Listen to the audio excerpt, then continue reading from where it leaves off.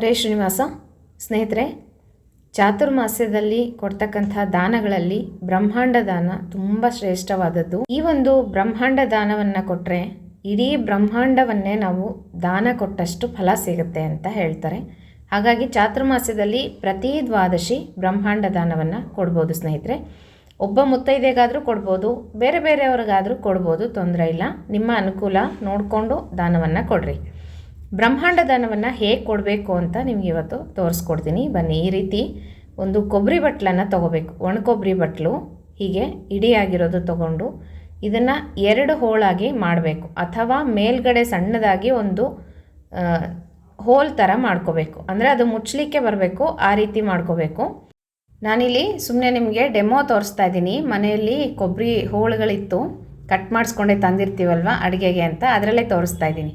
ಈ ರೀತಿಯಾಗಿ ಕೊಬ್ಬರಿಯನ್ನು ಮೇಲ್ಗಡೆ ಸಣ್ಣದಾಗಿ ಹೋಲ್ ಮಾಡಿಕೊಂಡು ಅದರೊಳಗೆ ಒಂದು ಅಂಬೆಗಾಲ್ ಕೃಷ್ಣನ ಮೂರ್ತಿಯನ್ನು ಇಡಬೇಕು. ಆಯಿತಾ? ಕೃಷ್ಣ ಅಂದರೆ ಒಟ್ಟಿನಲ್ಲಿ ನಿಂತಿರೋ ಕೃಷ್ಣ ಆಗಿರಲಿ, ಅಂಬೆಗಾಲ್ ಕೃಷ್ಣ ಆಗಿರಲಿ ಪರವಾಗಿಲ್ಲ. ಈ ರೀತಿಯಾಗಿ ಒಳಗಡೆ ಕೃಷ್ಣನನ್ನು ಇಟ್ಟು, ಹಾಗೆ ₹1 ಅಥವಾ ₹2 ಕಾಯಿನನ್ನು ಇಟ್ಟು, ಇದರೊಳಗೆ ಅರಿಶಿನ ಕುಂಕುಮವನ್ನು ಹಾಕಿ ಇದನ್ನು ಕ್ಲೋಸ್ ಮಾಡಬೇಕು, ಮುಚ್ಚಬೇಕು. ಅದಕ್ಕೋಸ್ಕರ ನೀವು ಸ್ವಲ್ಪ ಚಿಕ್ಕದಾಗಿ ಇಡೀ ಕಾಯನ್ನು ತೊಗೊಳ್ರಿ. ಕೊಬ್ಬರಿ ಗಿಟ್ಗೆ ಬರುತ್ತಲ್ಲ, ಅದನ್ನು ತೊಗೊಂಡು ಮೇಲ್ಗಡೆ ಸಣ್ಣದಾಗಿ ಹೋಲ್ ಮಾಡಿಕೊಂಡು ಅದರೊಳಗಡೆ ಕೃಷ್ಣನನ್ನು ಹಾಕಿ, 1 ಕಾಯಿನನ್ನು ಹಾಕಿ, ಅರಿಶಿನ ಕುಂಕುಮ ಅಕ್ಷತೆಯನ್ನು ಹಾಕಿ, ಹೋಳೇನು ಕಟ್ ಮಾಡ್ಕೊಂಡಿರ್ತೀವಲ್ವ ಅದನ್ನು ಮುಚ್ಚಿಬಿಡಬೇಕು. ಮುಚ್ಚಿಬಿಟ್ಟು ಹೀಗೆ ದಾರ ಬರುತ್ತಲ್ಲ, ಹೂಕಟ್ಟ ದಾರ ಅಂತೀವಿ ಅಥವಾ ಹಸಿ ದಾರ ಅಂತಲೂ ಕರೀತಾರೆ, ಅದನ್ನು ಈ ರೀತಿಯಾಗಿ ಸುತ್ತಬೇಕು. ಅದು ಗಟ್ಟಿಯಾಗಿ ನಿಂತಿದೆ, ಅದೇನು ಬಿಚ್ಕೊಳ್ಳೋದಿಲ್ಲ ಅಂದರೆ ತೊಂದರೆ ಇಲ್ಲ, ಹಾಗೆ ಕೊಡ್ಬೋದು. ಆದರೆ ಈ ರೀತಿಯಾಗಿ ದಾರವನ್ನು ಸುತ್ತಿಬಿಟ್ಟು, ಅರಿಶಿನ ದಾರ ಆಗಿರಲಿ ಅಥವಾ ಬಿಳಿ ದಾರ ಯಾವುದಾದ್ರೂ ಆಗಲಿ ಪರವಾಗಿಲ್ಲ, ಹೀಗೆ ದಾರವನ್ನು ಸುತ್ತಿಬಿಟ್ಟು ಇದನ್ನು ದಾನವಾಗಿ ಕೊಡಬೇಕು. ನೋಡಿರಿ ಸ್ನೇಹಿತರೆ, ಈ ರೀತಿಯಾಗಿ ಬ್ರಹ್ಮಾಂಡ ದಾನವನ್ನು ಮಾಡೋದು. ಮತ್ತು ಮುತ್ತೈದೆ ಕೊಡುವಾಗ ಹೇಗೆ ಕೊಡಬೇಕು ಈ ಒಂದು ಬ್ರಹ್ಮಾಂಡ ದಾನವನ್ನು ಅಂತಂದರೆ, ಒಂದು ತಟ್ಟೆಯನ್ನು ತಗೊಂಡು, ಹಿತ್ತಾಳೆ ತಟ್ಟೆಯಲ್ಲಿ ಅಥವಾ ಬೆಳ್ಳಿ ತಟ್ಟೆಯಲ್ಲಿ ಅರಿಶಿನ ಕುಂಕುಮ, ಮತ್ತು ನಾನಿಲ್ಲಿ ಸುಮ್ಮನೆ ಡೆಮೋ ತೋರಿಸ್ತಾ ಇದ್ದೀನಿ, ಚಿಕ್ಕದಾಗಿಟ್ಟು. ನೀವು ಸ್ವಲ್ಪ ಜಾಸ್ತಿನೇ ಅರಿಶಿನ ಕುಂಕುಮ, ಬಳೆ ಮತ್ತು ಈ ರೀತಿಯಾಗಿ ಮಂಗಳ ದ್ರವ್ಯಗಳನ್ನು ಇಟ್ಟು, ಹೂವನ್ನು ಇಟ್ಟು, ಆಮೇಲೆ ಎಲೆ, ಅಡಿಕೆ, ದಕ್ಷಿಣೆಯನ್ನು ಇಟ್ಟು, ಆಮೇಲೆ ಬ್ಲೌಸ್ ಪೀಸನ್ನು ಇಟ್ಟು, ಎಲ್ಲವನ್ನು ಮಂಗಳ ದ್ರವ್ಯಗಳು ನಾವು ಏನೇನು ಕೊಡ್ತೀವೋ ಮುತ್ತೈದೆಗೆ ಎಲ್ಲವನ್ನು ಜೋಡಿಸಿ ಒಂದು ತಟ್ಟೆಯಲ್ಲಿ ಇಟ್ಕೊಂಡು, ಆಮೇಲೆ ದಾನವಾಗಿ ಈ ರೀತಿ ದಕ್ಷಿಣೆ ಸಹಿತ ತಾಂಬೂಲ, ಎಲೆ, ಅಡಿಕೆ, ದಕ್ಷಿಣೆ ಸಹಿತವಾಗಿ ಈ ರೀತಿಯಾಗಿ ಎಲ್ಲವನ್ನು ಜೋಡಿಸಿಟ್ಟು ಬ್ರಹ್ಮಾಂಡ ದಾನವನ್ನು ಕೊಡಬೇಕಾಗತ್ತೆ. ವ್ರತದಲ್ಲಿ ಬಾಳೆಹಣ್ಣು ಆ ಥರದ್ದು ಬರೋದಿಲ್ಲ.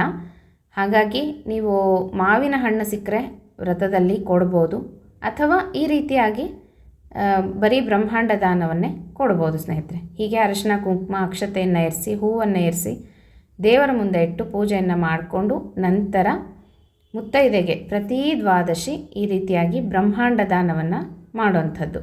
ಇದು ಅಷ್ಟೇ ತುಂಬ ಶ್ರೇಷ್ಠವಾದಂಥ ದಾನ. ಹೇಳಿದ್ನಲ್ಲ, ಬ್ರಹ್ಮಾಂಡ ದಾನವನ್ನು ಕೊಟ್ಟರೆ ಇಡೀ ಬ್ರಹ್ಮಾಂಡವನ್ನೇ ದಾನ ಮಾಡಿದಷ್ಟು ಫಲ ಸಿಗುತ್ತೆ ಅಂತ ಹೇಳ್ತಾರೆ. ಹಾಗಾಗಿ ವಿಶೇಷವಾದಂಥ ದಾನ ಇದು. ಇದನ್ನು ನೀವು ಯಾರು ಬೇಕಾದರೂ ಮಾಡ್ಕೋಬೋದು. ಮತ್ತು ಒಬ್ಬ ಮುತ್ತೈದೆಗೇ ಕೊಡಬೇಕಾ, ಬೇರೆ ಬೇರೆಯವ್ರಿಗೆ ಕೊಡ್ಬೋದಾ ಅಂತ ಕೇಳ್ತಾ ಇದ್ರಿ ಕಮೆಂಟ್ಸಲ್ಲಿ. ಯಾರಿಗಾದರೂ ಕೊಡ್ಬೋದು ಸ್ನೇಹಿತರೆ, ಬೇರೆ ಬೇರೆಯವ್ರಿಗೂ ಕೊಡ್ಬೋದು, ಅಥವಾ ಒಬ್ಬರಿಗೆ ಕೊಡ್ತೀವಿ ನಾವು ಮನೆ ಪಕ್ಕದಲ್ಲೇ ಇದ್ದಾರೆ ಅಂದರೆ ಒಬ್ಬ ಮುತ್ತೈದೆಗೆ ಪ್ರತಿ ದ್ವಾದಶಿ ಈ ರೀತಿಯಾಗಿ ದಾನವನ್ನು ಕೊಡೋದು. ಒಂದೇ ವರ್ಷ ಒಂದು 3-4 ದಾನಗಳನ್ನು ಹಿಡಿಬೋದಾ ಅಂತ ಕೇಳಿದ್ರಿ. ಹಿಡೀರಿ, ಪರವಾಗಿಲ್ಲ.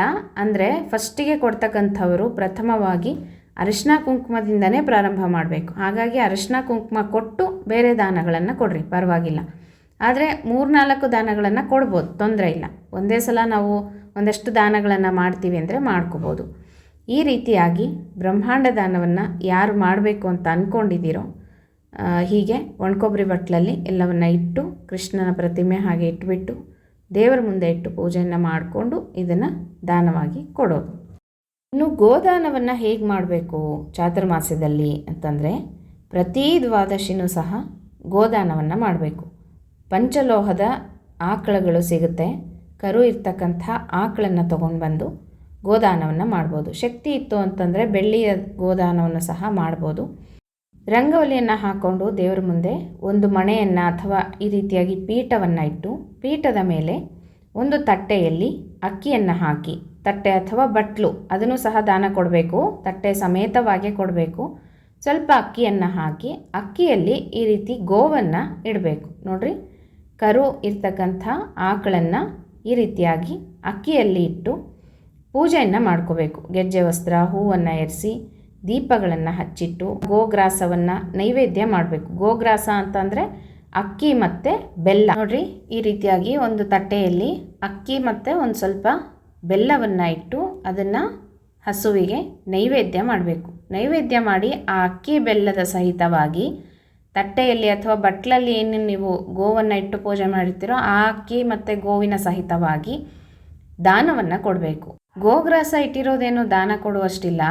ಸುಮ್ಮನೆ ನೀವು ಯಾವುದಾದ್ರೂ ಒಂದು ಬಟ್ಲಲ್ಲಿ ಅಥವಾ ತಟ್ಟೆಯಲ್ಲಿ ಇಡ್ರಿ, ಅದನ್ನು ಆಮೇಲೆ ನೀವು ಒಂದು ಪೇಪರ್ ಕವರಲ್ಲಿ ಹಾಕಿ ಕೊಡ್ಬೋದು ಗೋಗ್ರಾಸವನ್ನು. ಮತ್ತು ಗೋವನ್ನು ಮಾತ್ರ ಒಂದು ತಟ್ಟೆ ಅಥವಾ ಬಟ್ಲಲ್ಲಿ ಇಟ್ಟು ಕೊಟ್ಟರೆ ಉತ್ತಮ. ಆಗೋದಿಲ್ಲ ಅಂತಂದರೆ ದೊನ್ನೆ ಬರುತ್ತಲ್ಲ, ಅಡಿಕೆ ಪಟ್ಟೆ ದೊನ್ನೆ, ಅದರಲ್ಲಿಟ್ಟು ಗೋದಾನವನ್ನು ಮಾಡ್ಬೋದು ಸ್ನೇಹಿತರೆ. ನಿಮ್ಮ ಅನುಕೂಲ ಹೇಗಾದರೂ ಮಾಡಿಕೊಳ್ಳ್ರಿ. ಒಟ್ಟಿನಲ್ಲಿ ದಾನ ಮಾಡೋದು ತುಂಬ ಶ್ರೇಷ್ಠ. ಈ ರೀತಿಯಾಗಿ ಗೋದಾನವನ್ನು ಮಾಡಬೇಕಾಗುತ್ತೆ. ಮೊದಲಿಗೆ ನೀವು ಪೂಜೆ ಮಾಡಿಕೊಂಡು ನಂತರ ಗೋಗ್ರಾಸದ ಸಹಿತವಾಗಿ ದಾನವನ್ನು ಮಾಡಬೇಕು. ಪ್ರತಿ ದ್ವಾದಶಿನೂ ಮಾಡಬೇಕು. ಹಾಗಾಗಿ 9 ಗೋವುಗಳನ್ನು ತಂದಿಟ್ಕೋಬೇಕು, 9 ಬಟ್ಲುಗಳನ್ನು ತಂದಿಟ್ಕೊಂಡು ಈ ರೀತಿಯಾಗಿ ಗೋದಾನವನ್ನು ಚಾತುರ್ಮಾಸ್ಯದಲ್ಲಿ ಮಾಡ್ತಕ್ಕಂಥದ್ದು ತುಂಬ ಶ್ರೇಷ್ಠವಾದದ್ದು. ಇನ್ನು ವಿಷ್ಣುಪಾದ ದಾನ. ಪ್ರತಿ ದ್ವಾದಶಿನೂ ವಿಷ್ಣುಪಾದವನ್ನು ತಂದು ಈ ರೀತಿ ಒಂದು ತಟ್ಟೆಯಲ್ಲಿ ಅಕ್ಕಿಯನ್ನು ಹಾಕಿ ಅಕ್ಕಿಯ ಮೇಲೆ ವಿಷ್ಣುಪಾದವನ್ನು ಇಟ್ಟು ಪೂಜೆ ಮಾಡಿಕೊಂಡು ದಾನವಾಗಿ ಕೊಡ್ತಕ್ಕಂಥದ್ದು. ಅಥವಾ ದಿನನಿತ್ಯ ಚಾತುರ್ಮಾಸ್ಯದಲ್ಲಿ ವಿಷ್ಣುಪಾದ ರಂಗವಲ್ಲಿಯನ್ನು ಹಾಕಿ ಒಂದು ಸಲ ಕೊನೆಯದಾಗಿ ವಿಷ್ಣುಪಾದವನ್ನು ದಾನವಾಗಿ ಕೊಡ್ಬೋದು. ನಿಮ್ಮ ಅನುಕೂಲ ಹೇಗಾದರೂ ಮಾಡಿಕೊಡ್ರಿ. ಪ್ರತಿ ದ್ವಾದಶಿನಾದರೂ ಕೊಡ್ಬೋದು. ಅಥವಾ ಪ್ರತಿನಿತ್ಯ ರಂಗೋಲಿಯನ್ನು ಹಾಕಿ ವಿಷ್ಣುಪಾದ ರಂಗೋಲಿ ಪೂಜೆ ಮಾಡಿಕೊಂಡು ಒಂದು ದ್ವಾದಶಿ, ಕೊನೆಯ ದ್ವಾದಶಿ ವಿಷ್ಣುಪಾದವನ್ನು ದಾನವಾಗಿ ಕೊಡ್ತಕ್ಕಂಥದ್ದು. ಇದನ್ನು ಬ್ರಾಹ್ಮಣರಿಗಾದರೂ ಕೊಡ್ಬೋದು, ಮುತ್ತೈದೆಯರಿಗಾದರೂ ಕೊಡ್ಬೋದು, ನಿಮ್ಮ ಅನುಕೂಲ. ಬ್ರಾಹ್ಮಣರಿಗೆ ಕೊಡ್ತೀವಿ ಅಂತಂದರೆ ಒಂದು ಶಲ್ಯ ಮತ್ತು ತಾಂಬೂಲ ದಕ್ಷಿಣೆಯನ್ನು ಇಟ್ಟು ಈ ರೀತಿಯಾಗಿ ವಿಷ್ಣುಪಾದವನ್ನು ಪೂಜೆ ಮಾಡಿಕೊಂಡು ದಾನವಾಗಿ ಕೊಡ್ತಕ್ಕಂಥದ್ದು. ಇನ್ನು ಪ್ರತಿ ದ್ವಾದಶಿನೂ ಮರದ ಬಾಗಿಣವನ್ನು ದಾನವಾಗಿ ಕೊಡ್ತಕ್ಕಂಥದ್ದು. ಪ್ರತಿ ದ್ವಾದಶಿ ಬೆಳಗ್ಗೆ ಫಸ್ಟು ಮರದ ಬಾಗಿಣದಲ್ಲಿ ಎಲ್ಲ ಪದಾರ್ಥಗಳನ್ನು ಇಟ್ಟು ತುಳಸಿಗೆ ಅಥವಾ ಲಕ್ಷ್ಮೀ ದೇವಿಗೆ ಕೊಟ್ಟುಬಿಟ್ಟು ಅದನ್ನು ಮುತ್ತೈದೆಗೆ ಕೊಡ್ತಕ್ಕಂಥದ್ದು. ಪ್ರತಿ ದ್ವಾದಶಿನೂ ಮರದ ಬಾಗಿಣ ಕೊಡೋದು. ಇದು ಅಷ್ಟೇ ತುಂಬ ಶ್ರೇಷ್ಠವಾದದ್ದು ಸ್ನೇಹಿತರೆ. ಹಾಗಾಗಿ ಮರದ ಬಾಗಿಣದಲ್ಲಿ ಏನೇನು ಪದಾರ್ಥಗಳನ್ನು ಇಡಬೇಕು ಅಂತ ನಾನು ತುಂಬ ಸಲ ನಿಮಗೆ ಹೇಳಿದ್ದೀನಿ, ತೋರಿಸಿ ಸಹ ಕೊಟ್ಟಿದ್ದೀನಿ. ಹಾಗಾಗಿ ವಿಡಿಯೋ ಚೆಕ್ ಮಾಡಿಕೊಡ್ರಿ, ಸಿಗುತ್ತೆ. ಎಲ್ಲ ಪದಾರ್ಥಗಳನ್ನು ಮರದ ಬಾಗಿಣದಲ್ಲಿ ಇಟ್ಟು ಒಬ್ಬ ದಂಪತಿಗಳು ಅಥವಾ ಒಬ್ಬ ಮುತ್ತೈದೆ ಊಟ ಮಾಡುವಷ್ಟು ಪದಾರ್ಥಗಳನ್ನು ಇಡಬೇಕಾಗುತ್ತೆ. ಹಾಗಾಗಿ ಅರಿಶಿನ, ಕುಂಕುಮ ಮತ್ತು ಬಳೆ, ದಕ್ಷಿಣೆ ಸಹಿತವಾಗಿ ಎಲ್ಲ ಪದಾರ್ಥಗಳನ್ನು ಇಟ್ಟು ದಾನವಾಗಿ ಕೊಡ್ತಕ್ಕಂಥದ್ದು. ಜೀರಿಗೆ, ಮೆಣಸನ್ನು ಇಡಬೇಕಾಗುತ್ತೆ, ಮುಖ್ಯವಾಗಿ ಚಾತುರ್ಮಾಸ್ಯ. ಅದಕ್ಕೋಸ್ಕರ ಯಾರು ತೆಂಗಿನಕಾಯನ್ನು ಬಳಸ್ತಾರೋ ಅವರಿಗೆ ತೆಂಗಿನಕಾಯನ್ನು ಇಟ್ಟು ದಾನವಾಗಿ ಕೊಡ್ರಿ. ಯಾರು ಒಣಕೊಬ್ಬರಿ ಬಳಸ್ತಾರೋ ಅವರಿಗೆ ಒಣಕೊಬ್ಬರಿಯನ್ನು ಇಟ್ಟು ದಾನವಾಗಿ ಕೊಡ್ರಿ. ಈ ರೀತಿಯಾಗಿ ಸಾಧ್ಯವಾದರೆ ಸೀರೆ, ಬ್ಲೌಸ್ ಪೀಸು ಇಟ್ಟು ಕೊಡ್ರಿ. ಇಲ್ಲ ಅಂದರೆ ಪ್ರತಿ ದ್ವಾದಶಿನೂ ಬ್ಲೌಸ್ ಪೀಸನ್ನು ಇಟ್ಟು ದಾನವಾಗಿ ಕೊಡ್ಬೋದು. ಕೊನೆಯದಾಗಿ ಒಮ್ಮೆ ಸೀರೆಯನ್ನು ಇಟ್ಟು ದಾನವಾಗಿ ಕೊಡ್ತಕ್ಕಂಥದ್ದು. ಈ ರೀತಿ ಮರದ ಬಾಗಿಣವನ್ನು ಕೊಡೋದು ತುಂಬ ಶ್ರೇಷ್ಠವಾದದ್ದು. ಹಾಗಾಗಿ ಮಾವಿನ ಹಣ್ಣು ಚಾತುರ್ಮಾಸ್ಯದ ವ್ರತಕ್ಕೆ ಬರುತ್ತೆ, ಮಾವಿನ ಹಣ್ಣನ್ನು ಇಟ್ಟು ದಾನವಾಗಿ ಕೊಡ್ಬೋದು. ಇನ್ನು ಸ್ವಯಂ ಪಾಕದಾನ ಅಂತ ಹೇಳಿಬಿಟ್ಟು ಪ್ರತಿ ದ್ವಾದಶಿನೂ ಬೆಳಗ್ಗೆ ಸ್ವಯಂ ಪಾಕವನ್ನು ಒಬ್ಬ ಮುತ್ತೈದೆಗೆ ಅಥವಾ ಬ್ರಾಹ್ಮಣರಿಗೆ ಕೊಡ್ಬೋದು. ಸ್ವಯಂ ಪಾಕದಲ್ಲೂ ಅಷ್ಟೇ ಅಕ್ಕಿ, ಬೇಳೆ, ಬೆಲ್ಲ, ಜೀರಿಗೆ, ಮೆಣಸು, ನಾವು ಅಡುಗೆಗೆ ಬಳಸ್ತಕ್ಕಂಥ ಪ್ರತಿಯೊಂದು ಪದಾರ್ಥಗಳನ್ನು ಇಟ್ಟುಬಿಟ್ಟು ದಾನವಾಗಿ ಕೊಡ್ತಕ್ಕಂಥದ್ದು. ಪ್ರತಿ ದ್ವಾದಶಿ ಕೊಡೋದು. ವ್ರತ ಇದ್ದಾಗ ಯಾವ ಪದಾರ್ಥಗಳು ಬರೋದಿಲ್ವೋ ಅದನ್ನು ಕೊಡಬೇಡ್ರಿ. ದಧಿ ವ್ರತ, ಕ್ಷೀರ ವ್ರತದಲ್ಲಿ ಎಲ್ಲ ಪದಾರ್ಥಗಳು ಬರುತ್ತೆ. ಹಾಗಾಗಿ ಆ ಒಂದು ಕಾಲದಲ್ಲಿ ಎಲ್ಲ ಪದಾರ್ಥಗಳನ್ನು ದಾನವಾಗಿ ಕೊಡ್ತಕ್ಕಂಥದ್ದು. ಈ ರೀತಿ ಸ್ವಯಂ ಪಾಕ ದಾನವನ್ನು ಸಹ ಮಾಡ್ಬೋದು ಸ್ನೇಹಿತರೆ.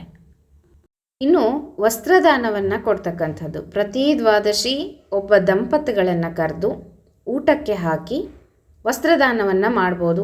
ಅಥವಾ ಊಟಕ್ಕೆ ಹಾಕಲಿಕ್ಕೆ ಆಗೋಲ್ಲ ಅಂತಂದರೆ ಎಲ್ಲಾದರೂ ಮಠಗಳಲ್ಲಿ ಅವರಿಗಾಗಿ ಊಟಕ್ಕೆ ಬರೆಸಿ ವಸ್ತ್ರದಾನವನ್ನು ಮಾಡ್ಬೋದು. ಅಥವಾ ಸ್ವಯಂ ಪಾಕವನ್ನು ಕೊಟ್ಟು ವಸ್ತ್ರದಾನವನ್ನು ಮಾಡ್ಬೋದು, ಹೇಗಾದರೂ ಮಾಡ್ಬೋದು. ದಂಪತಿಗಳಿಗೆ ಈ ರೀತಿಯಾಗಿ ಶಲ್ಯ ಮತ್ತು ಪಂಚೆ ಅಂದರೆ ಮಡಿ ಅಂತ ಏನು ಹೇಳ್ತೀವಿ ಅದನ್ನು ಕೊಡಬೇಕು. ಸಿಂಗಲ್ ಪಂಚೆಗಳನ್ನು ಕೊಡಬಾರ್ದು. ಮತ್ತು ಸೀರೆ, ಬ್ಲೌಸ್ ಪೀಸು ಈ ರೀತಿಯಾಗಿ ಎಲ್ಲವನ್ನು ಇಟ್ಟು ದಾನವಾಗಿ ಕೊಡ್ತಕ್ಕಂಥದ್ದು. ವಸ್ತ್ರದಾನವನ್ನು ಮಾಡೋದ್ರಿಂದ ನಮಗೆ ಜನ್ಮಾಂತರದಲ್ಲಿ ವಸ್ತ್ರಕ್ಕೆ ದಾರಿದ್ರ್ಯ ಬರೋದಿಲ್ಲ ಅಂತ ಹೇಳ್ತಾರೆ. ಹಾಗಾಗಿ ಗೆಜ್ಜೆ ವಸ್ತ್ರದಾನ ಆಗಿರಲಿ, ವಸ್ತ್ರದಾನ ಆಗಿರಲಿ ತುಂಬ ಶ್ರೇಷ್ಠವಾದದ್ದು ಸ್ನೇಹಿತರೆ. ಇನ್ನು ರಂಗೋಲಿ ದಾನವನ್ನು ಮಾಡೋದು. ರಂಗೋಲಿ ಅಂತೂ ಪ್ರತಿನಿತ್ಯ ನಾವು ಹಾಕ್ತೀವಲ್ವ ಚಾತುರ್ಮಾಸದಲ್ಲಿ, ಹಾಗಾಗಿ ರಂಗೋಲಿ ದಾನ ತುಂಬ ಶ್ರೇಷ್ಠವಾದದ್ದು. ಇದೂ ಅಷ್ಟೇ, ಪ್ರತಿ ದ್ವಾದಶಿ ಒಬ್ಬ ಮುತ್ತೈದೆಗೆ ವಸ್ತ್ರ ಸಹಿತವಾಗಿ ಬ್ಲೌಸ್ ಪೀಸ್ ಆದರೂ ಇಟ್ಬಿಟ್ಟು ತಾಂಬೂಲ ದಕ್ಷಿಣೆಯನ್ನು ಇಟ್ಟು ರಂಗೋಲಿ ಪುಡಿಯನ್ನು ದಾನವಾಗಿ ಕೊಡೋದು. ಇನ್ನು ಉಡಿ ಅಕ್ಕಿ ದಾನ ಅಂತ ಹೇಳ್ತೀವಿ. ಪ್ರತಿನಿತ್ಯ ತುಳಸಿಗೆ ಉಡಿಯನ್ನು ತುಂಬೋದು. ಅಕ್ಕಿ, ಅಡಿಕೆ, ಅರಶಿನ ಬೇರು, ತತ್ತಿ, ಕೊಬ್ಬರಿ ಬಟ್ಲು ಎಲ್ಲ ಹಾಕಿ ಉಡಿ ತುಂಬೋದು. ಪ್ರತಿನಿತ್ಯ ತುಂಬಬೇಕು. ಕೊನೆಯದಾಗಿ ಅದೆಷ್ಟು ಅಕ್ಕಿ ಆಗಿರುತ್ತೋ ಅಷ್ಟು ಅಕ್ಕಿಯನ್ನು ದ್ವಾದಶಿ ದಿವಸ ಮುತ್ತೈದೆಗೆ ದಾನವಾಗಿ ಕೊಡೋದು. ದೇವರಿಗೆ ತುಂಬಿದಂಥ ಉಡಿ ಅಕ್ಕಿಯನ್ನು ದಾನವಾಗಿ ಕೊಡ್ತಕ್ಕಂಥದ್ದು. ನಾನಿಲ್ಲಿ ಸುಮ್ಮನೆ ನಿಮಗೆ ಡೆಮೋ ತೋರಿಸ್ಲಿಕ್ಕೆ ಅಂತ ಇದನ್ನೆಲ್ಲ ತೋರಿಸ್ತಾ ಇದ್ದೀನಿ. ಸಣ್ಣ ಸಣ್ಣ ಕೊಬ್ಬರಿ ಹೋಳುಗಳನ್ನು ತಗೊಂಡು ಮತ್ತು ಒಂದು ಚೂರು ಅಡಿಕೆ ಅಂತ ಸಿಗುತ್ತೆ, ಚೂರು ಅಡಿಕೆಯನ್ನು ತಗೊಂಡು ಅರಿಶಿನ ಬೇರನ್ನು ಹಾಕಿ ಉಡಿ ತುಂಬೋದು. 5 ಸಲ ಸ್ವಲ್ಪ ಅಕ್ಕಿಯನ್ನು ಉಡಿ ತುಂಬೋದು. ಸ್ವಲ್ಪನೇ, ಜಾಸ್ತಿ ಅಲ್ಲ. ಅದಷ್ಟೂ ಸೇರಿಸ್ರಿ. ದ್ವಾದಶಿಗೆ ಎಷ್ಟು ಅಕ್ಕಿ ಆಗುತ್ತೋ ನೋಡಿಕೊಂಡು ಅದನ್ನು ದಾನವಾಗಿ ಕೊಡ್ತಕ್ಕಂಥದ್ದು. ಈ ರೀತಿಯಾಗಿ ಉಡಿ ಅಕ್ಕಿ ದಾನ ಅಂತ ನೀವು ಚಾತುರ್ಮಾಸ್ಯದಲ್ಲಿ ಮಾಡ್ಕೋಬೋದು. ಇನ್ನು ಗೆಜ್ಜೆ ವಸ್ತ್ರ ದಾನ. ಪ್ರತಿ ದ್ವಾದಶಿನೂ ಗೆಜ್ಜೆ ವಸ್ತ್ರವನ್ನು ದಾನವಾಗಿ ಕೊಡ್ತಕ್ಕಂಥದ್ದು. ನೀವು 108 ಗೆಜ್ಜೆದಾದರೂ ಕೊಡ್ಬೋದು, 500 ಗೆಜ್ಜೆದಾದರೂ ಕೊಡ್ಬೋದು. ಲೆಕ್ಕ ಇಟ್ಕೊಳ್ರಿ, ದಾನ ಕೊಟ್ಟಂಗೆ ಆಗುತ್ತೆ. ಲಕ್ಷದ ಲೆಕ್ಕದಲ್ಲೂ ಸಹ ನೀವು ಗೆಜ್ಜೆ ವಸ್ತ್ರವನ್ನು ದಾನ ಕೊಡ್ಬೋದು, ಆಯಿತಾ. ಹಾಗಾಗಿ 500 ಗೆಜ್ಜೆದು ಒಂದು ಉಂಡೆ ಥರ ಮಾಡಿ ದಾನವಾಗಿ ಕೊಟ್ಟರೆ ನಿಮಗೆ ಲೆಕ್ಕ ಸಿಗುತ್ತೆ. ಇದೇನು 4 ತಿಂಗಳಲ್ಲೇ ಮುಗಿಸ್ಬೇಕು ಅಂತ ಇಲ್ಲ. ನಿಮ್ಗೆ ಯಾವಾಗ ಆಗುತ್ತೋ ಆವಾಗ 1 ಲಕ್ಷ ಲೆಕ್ಕವನ್ನು ಇಟ್ಕೊಂಡು ಲಕ್ಷದ ಮೇಲೆ 8,000 ಆ ರೀತಿಯಾಗಿ ಮಾಡಿ ದಾನವಾಗಿ ಕೊಡ್ತಕ್ಕಂಥದ್ದು. ಗೆಜ್ಜೆ ವಸ್ತ್ರ ದಾನ ತುಂಬ ಶ್ರೇಷ್ಠವಾದದ್ದು. ಇದ್ರ ಜೊತೆಗೆ ನೀವು ಮಂಗಳಾರತಿ ಬತ್ತಿ, ಹೂ ಬತ್ತಿ ಮತ್ತು ಇನ್ನೂ ಯಾವ್ಯಾವ ಬತ್ತಿಗಳು ನಿಮಗೆ ಸಾಧ್ಯವಾಗುತ್ತೋ ಮಾಡಲಿಕ್ಕೆ ಅಂತಹ ಬತ್ತಿಗಳನ್ನು ಸಹ ದಾನವಾಗಿ ಕೊಡ್ಬೋದು. ತುಪ್ಪದಲ್ಲಿ ನೆನೆಸಿ ದಾನವಾಗಿ ಕೊಟ್ಟರೆ ತುಂಬ ಶ್ರೇಷ್ಠ. ಆಗಿಲ್ಲ ಅಂತಂದರೆ ಹಾಗೆ ಕೊಟ್ಟು ಒಂದು ಸಣ್ಣ ತುಪ್ಪದ ಪ್ಯಾಕೆಟನ್ನು ದಾನವಾಗಿ ಕೊಡ್ತಕ್ಕಂಥದ್ದು. ಬತ್ತಿಗಳನ್ನು ನಾವೇ ಸ್ವತಃ ಕೈಯಿಂದ ಮಾಡಿ ದಾನವಾಗಿ ಕೊಡ್ತಕ್ಕಂಥದ್ದು. ಇದು ಅಷ್ಟೇ ತುಂಬ ಶ್ರೇಷ್ಠವಾದಂಥ ದಾನ ಅಂತ ಹೇಳ್ಬೋದು ಸ್ನೇಹಿತರೆ. ಈ ರೀತಿಯಾಗಿ ಚಾತುರ್ಮಾಸ್ಯದಲ್ಲಿ ಕೆಲವೊಂದು ದಾನಗಳನ್ನು ಹೇಗೆ ಕೊಡಬೇಕು ಅಂತ ನಿಮಗೆ ಡೆಮೋ ಮೂಲಕ ತೋರಿಸ್ಕೊಟ್ಟಿದ್ದೀನಿ. ಇನ್ನೂ ಯಾವುದಾದ್ರೂ ದಾನಗಳ ಬಗ್ಗೆ ತಿಳಿಸ್ಕೊಡ್ರಿ ಅಂತಂದರೆ ನಾನು ಖಂಡಿತವಾಗಿ ನೆಕ್ಸ್ಟ್ ವಿಡಿಯೋದಲ್ಲಿ ತಿಳಿಸ್ತೀನಂತೆ. ಇನ್ನು ಯಾವ ಪೂಜೆಗಳನ್ನು ಮಾಡ್ಕೋಬೇಕು ಅದನ್ನು ನೆಕ್ಸ್ಟ್ ವಿಡಿಯೋದಲ್ಲಿ ಹೇಳ್ತೀನಿ. ಆಮೇಲೆ ಸಂಕಲ್ಪ, ಅರ್ಘ್ಯ ಕೊಡೋದು. ಯಾರು ಚಾತುರ್ಮಾಸ್ಯದ ರಂಗೋಲಿ, ಗೋಪದ್ಮ ರಂಗೋಲಿ ಹಾಕ್ತಿರೋ ಅರ್ಘ್ಯ ಹೇಗೆ ಕೊಡಬೇಕು ನಿಮಗೆ ತಿಳಿಸ್ಕೊಡ್ತೀನಂತೆ. ಮತ್ತು ಮುಂದಿನ ವಿಡಿಯೋ ಒಟ್ಟಿಗೆ ಸಿಗ್ತೀನಿ ಸ್ನೇಹಿತರೆ. ಹರೇ ಶ್ರೀನಿವಾಸ.